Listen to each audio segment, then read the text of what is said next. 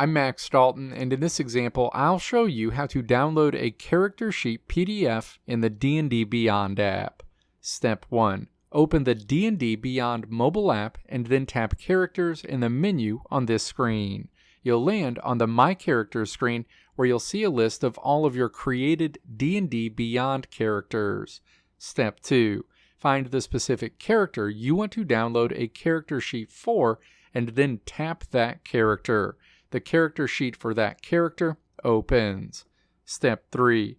Tap the settings gear at the top of this screen.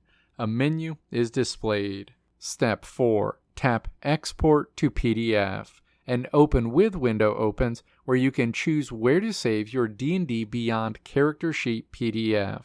Step 5. Tap to choose where you want to save your D&D Beyond character sheet PDF. In this example, I'll choose OneDrive. Your D&D Beyond character sheet PDF will be saved to your device and will open.